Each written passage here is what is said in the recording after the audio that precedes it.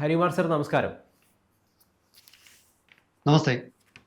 ആത്മനിർഭർ ഭാരതിന്റെ കീഴിൽ ഇന്ത്യ വികസിപ്പിക്കുന്ന തദ്ദേശീയമായിട്ടുള്ള പ്രതിരോധ സംവിധാനങ്ങൾക്ക് മുതൽക്കൂട്ടാകുകയാണ് രുദ്രാസ്ത്ര എന്ന് പറയുന്ന ഒരു ഡ്രോൺ സംവിധാനം. അതിൻ്റെ ട്രയൽ റണ്ണാണ് കഴിഞ്ഞ ദിവസം വിജയകരമായിട്ട് പൂർത്തിയായിരിക്കുന്നത്. അപ്പോൾ എനിക്ക് ചോദിക്കാനുള്ളത്, എന്തൊക്കെ പാരാമീറ്റേഴ്സിൻ്റെ അടിസ്ഥാനത്തിലാണ് ഇപ്പോൾ ഈ ഡ്രോണിനെ നമ്മൾ വിലയിരുത്തിയിരിക്കുന്നത്, ഈ ട്രയൽ റണ്ണ് സക്സസ്ഫുൾ ആയിരിക്കുന്നത്, ഒപ്പം എങ്ങനെയാണ് നമ്മളുടെ ഒരു ഡിഫൻസ് മേഖലയ്ക്ക് ഈ ഡ്രോൺ വലിയ രീതിയിലുള്ളൊരു മുതൽക്കൂട്ടായി തീരാൻ വേണ്ടിയിട്ട് പോകുന്നത്?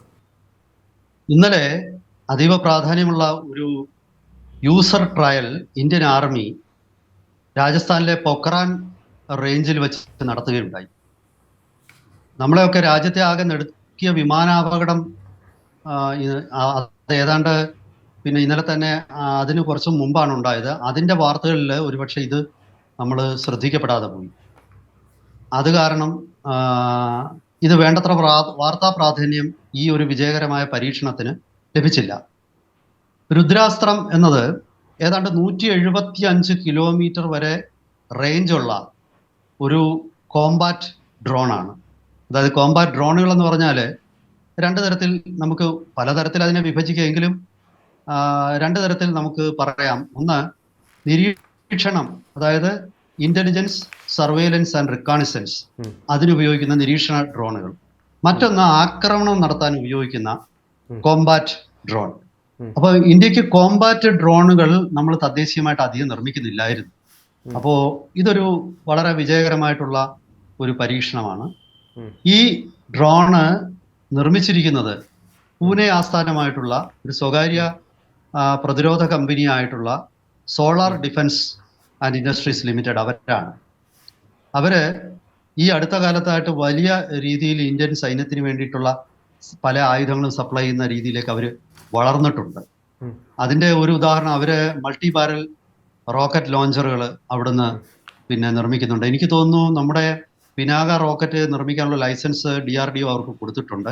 അതുകൂടാതെ അവർ തന്നെ സ്വന്തമായിട്ട് പിനാകയേക്കാൾ ദൂരം റേഞ്ചുള്ള ഒരു മഹേശ്വരാസ്ത്രം എന്ന ഒരു റോക്കറ്റ് അവർ വികസിപ്പിച്ചുകൊണ്ടിരിക്കുകയാണ്.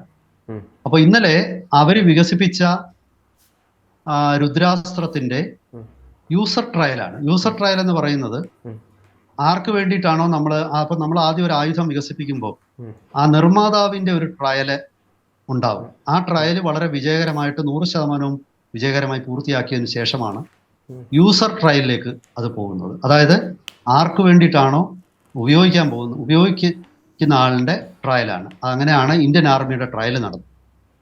ഇതിന്റെ പ്രത്യേകതയായിട്ട് മാധ്യമങ്ങളിലൂടെ ഞാൻ മനസ്സിലാക്കുന്നത്, ഈ രുദ്രാസ്ത്രം റിയൽ ടൈം വീഡിയോ ഫീഡുകൾ പൈലറ്റിന് കൊടുത്തുകൊണ്ടിരിക്കും. അത് ഒരു FPV ഡ്രോൺ പോലാണ്. അത് പോകുന്ന വഴിക്കുള്ള വീഡിയോ ഒക്കെ തന്നെ റിയൽ ടൈം ആയിട്ട് അതിനെ ഓപ്പറേറ്റ് ചെയ്യുന്ന ആൾക്ക്, അപ്പോൾ വളരെ പ്രിസിഷനോട് കൂടിയിട്ട് ആക്രമണം നടത്താം. ഇത് ചെറിയ ബോംബുകളും അതുപോലെ തന്നെ മിസൈലുകളുമാണ് ഇത് വഹിക്കുന്നത്. അത് കൃത്യമായി ലക്ഷ്യസ്ഥാനത്ത് പോയി ഈ ലക്ഷ്യസ്ഥാനത്തെ ടാർഗറ്റിനെ മിസൈൽ ഉപയോഗിച്ച് ഇന്നലെ നശിപ്പിച്ച് അത് തിരികെ എത്തി. അപ്പോൾ അത് 100% വിജയമായെന്നാണ് ഒരു text book launch and execution എന്നുള്ള രീതിയിലാണ് ഇന്ത്യൻ ആർമിയുടെ ഒരു പ്രതികരണം വന്നിരിക്കുന്നത്. അത് വളരെ വിജയകരമായിട്ടുള്ള ഒരു പരീക്ഷണമാണ്. ഇത് ഇന്ത്യൻ ആർമിക്ക് തീർച്ചയായിട്ടും മുതൽക്കൂട്ടാവുകയും പാകിസ്ഥാന് പേടിക്കാനായിട്ട് മറ്റൊരു ആയുധം കൂടി ഇന്ത്യ കൈവശപ്പെടുത്തുന്നു. അതിൻ്റെ ഒരു ഗുണമെന്ന് പറയുന്നത്, ഇത് തദ്ദേശീയമായിട്ട് തന്നെ നിർമ്മിച്ച ഒരായുധമാണ്. അതായത് മേക്ക് ഇൻ ഇന്ത്യ, ആത്മനിർഭർ ആ ഒരു പ്രോജക്റ്റ് ആയിട്ട് ബന്ധപ്പെട്ട് ഇന്ത്യയിൽ തന്നെ തദ്ദേശീയമായി ഉൽപ്പാദിപ്പിക്കുന്ന ഇത്തരം ആയുധങ്ങൾ നമ്മൾക്ക് വലിയൊരു മേൽക്കൈ പാകിസ്ഥാന് മേൽ നൽകുമെന്നുള്ളതിൽ സംശയമില്ല. കാരണം പാകിസ്ഥാനെ സംബന്ധിച്ചിടത്തോളം അവര് തുർക്കിയുമായിട്ടും അതുപോലെ ചൈനയുമായിട്ടും ഒക്കെയാണ് ഇത്തരം ഡ്രോണുകൾ നിർമ്മിക്കാനും ടെക്നോളജിക്കും എല്ലാം അവരെ ആശ്രയിക്കുന്നത്. സോളാർ ഇൻഡസ്ട്രീസ് പൂർണ്ണമായിട്ടും ഇന്ത്യൻ ടെക്നോളജി ഉപയോഗിച്ച് തന്നെ നിർമ്മിച്ച ഡ്രോണാണിത്. ഇതൊരു തീർച്ചയായിട്ടും ഒരു നാഴികക്കല്ലാണ് നമ്മൾക്ക് എന്നുള്ളതിൽ ഒരു സംശയവുമില്ല. ഇവിടെ നമ്മൾ ചിന്തിക്കേണ്ട ഒരു കാര്യം, ആധുനിക യുദ്ധങ്ങൾ മിസൈലുകളും ഡ്രോണുകളും ഉള്ള യുദ്ധങ്ങളായിട്ട് മാറിക്കഴിഞ്ഞിരിക്കുകയാണ്. ഈ അടുത്ത കാലത്തൊക്കെ പിന്നെ അസർബൈജാൻ അതുപോലെ അർമീനിയ തമ്മിലുള്ള യുദ്ധത്തിലാണ് ആദ്യമായിട്ട് ലോകം പരമ്പരാഗത ആയുധങ്ങളുടെ നിഷ്പ്രയോജനം, അതായത് അവയല്ല ഇനി വരുന്ന കാലത്തിലെ ആയുധങ്ങളെന്ന് തിരിച്ചറിയുന്നു. കാരണം അർമീനിയയുടെ നിരവധി ടാങ്കുകൾ അസർബൈജാന്റെ ഡ്രോണുകൾ തകർത്ത് കളഞ്ഞു. അങ്ങനെയാണ് ഈ ഡ്രോണിനെ കുറിച്ച് ലോകം ഞെട്ടലോടുകൂടി ലോകം കാണാൻ തുടങ്ങിയത്. പിന്നീട് റഷ്യ യുക്രൈൻ യുദ്ധത്തിലും അതുപോലെ ഈ കഴിഞ്ഞ ഇന്ത്യ പാകിസ്ഥാൻ യുദ്ധത്തിലും എല്ലാം തന്നെ നമ്മൾ കാണുന്നത് ഡ്രോണുകളാണ് ഈ ആക്രമണത്തിൽ വലിയൊരു പങ്ക് വഹിക്കുന്നത്. റഷ്യയിൽ ഈ കഴിഞ്ഞ കുറച്ച് ദിവസങ്ങൾക്ക് മുമ്പ് FPV ഡ്രോണുകൾ ഉപയോഗിച്ച് റഷ്യയുടെ ബോംബർ വിമാനങ്ങളെ യുക്രൈൻ ആക്രമിച്ചത് നമ്മളെല്ലാവരും വായിച്ചിട്ടുണ്ട്. അപ്പോൾ ഏറ്റവും ചെലവ് കുറഞ്ഞ രീതിയിൽ തദ്ദേശീയമായി നിർമ്മിക്കുന്ന, ഇത് വളരെ ലോ ലെവലിലാണ് ഇത് യാത്ര സഞ്ചരിക്കുന്നത്. അത് കാരണം തന്നെ പിന്നെ റഡാറുകളുടെ ദൃഷ്ടിയിൽപ്പെടാതെ, റഡാറുകളുടെ നിരീക്ഷണത്തിൽ പെടാതെ ഇവയ്ക്ക് ലക്ഷ്യസ്ഥാനത്ത് എത്താൻ കഴിയും. ഈ ഒരു ക്വാളിറ്റിയാണ്, ഈ ഒരു മേന്മയാണ് ഡ്രോണുകളെ പ്രിയപ്പെട്ടാകുന്നത്. കാരണം ഇതിന് കുറച്ച് ലക്ഷം രൂപകൾ മാത്രമേ വില വരുന്നു, അല്ലെങ്കിൽ വളരെ കുറച്ച് ഒരു 2 കോടിയോ 3 കോടിയോ രൂപയോ ആ രീതിയിലുള്ള ഒരു ചെലവിൽ ആണ് പല ഡ്രോണുകളും നിർമ്മിക്കുന്നത്. ഇത് ഡ്രോണുകളുടെ ഇടയിൽ തന്നെ ഈ കാമിക്കാസെ എന്ന് പറയുന്ന സൂയിസൈഡ് ഡ്രോൺ, ആ ഡ്രോൺ തന്നെ ചെന്ന് ഇടിച്ചിറങ്ങുന്നതുണ്ട്. ഇത് അങ്ങനെയുള്ളതല്ല, കുറച്ചുകൂടെ ആധുനികമാണ്. ഇത് ലക്ഷ്യസ്ഥാനത്തെത്തി അവിടെ ചുറ്റിക്കറങ്ങി അവിടെ പിന്നെ ബോംബോ അല്ലെങ്കിൽ മിസൈലോ അയച്ച് അതിനെ തകർത്ത് ഇത് വിക്ഷേപിച്ച ആളിൻ്റെ അടുക്കലേക്ക് ഇത് തിരികെ എത്തും. ഈ തിരികെ എത്തുന്നത് മൂലം ഇത് വീണ്ടും ഉപയോഗിക്കാൻ പറ്റും. മനസ്സിലായല്ലോ? അതായത് ഒരിക്കലും ഉപയോഗിച്ച് നഷ്ടപ്പെട്ടു പോവല്ല, വീണ്ടും നമുക്ക് തിരികെ എത്തുന്നു, തിരികെ ഉപയോഗിക്കാം. മാത്രമല്ല ഈ ഡ്രോൺ അയക്കുന്ന ഈ വീഡിയോ ഫുട്ടേജുകൾ, ശത്രുവിന്റെ പാളയത്തിൽ കടന്ന് അയക്കുന്ന വീഡിയോ ഫുട്ടേജുകൾ, അത് വളരെ നിർണായകവും വളരെയധികം പിന്നെ പ്രയോജനപ്പെടുകയും ചെയ്യും. കാരണം ഡ്രോൺ ഉപയോഗിച്ചുള്ള യുദ്ധത്തിന് മാത്രമല്ല, മിസൈൽ ഉപയോഗിച്ച് നമുക്ക് ലക്ഷ്യസ്ഥാനത്തെ തകർക്കാനും അതുപോലെ തന്നെ കൂടുതൽ ആക്രമണങ്ങൾ നടത്താനും ഒക്കെ തന്നെ ഇവ പ്രയോജനം ചെയ്യും.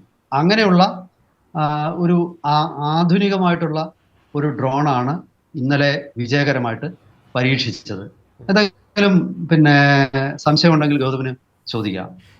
ഇതിന് ഒരു ഫുള്ളായിട്ടുള്ളൊരു നമ്മളിതിന് ഉപയോഗിക്കുന്ന സാഹചര്യം വരണമല്ലോ, അത് ഏത് ഘട്ടത്തിലായിരിക്കും ഉണ്ടാവുക? അത് തീർച്ചയായിട്ടും നമ്മൾ 2 രീതിയിൽ, തീവ്രവാദികൾക്കെതിരെയുള്ള ആക്രമണത്തിനും അതുപോലെ തന്നെ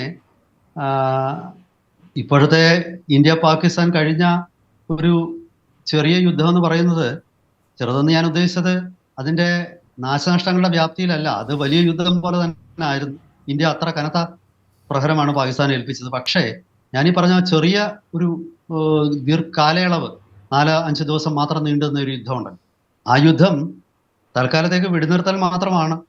എപ്പോൾ വേണമെങ്കിലും അത് വീണ്ടും പിന്നെ ഇന്ത്യയിൽ ഏത് തീവ്രവാദി ആക്രമണം നടന്നാലും അത് തെളിഞ്ഞു കഴിഞ്ഞാൽ പാകിസ്ഥാന്റെ സൈനിക കേന്ദ്രങ്ങളെ തന്നെ ആക്രമിക്കുമെന്നാണ് പ്രധാനമന്ത്രി നരേന്ദ്രമോദി മുന്നറിയിപ്പ് കൊടുത്തിരിക്കുന്നത്.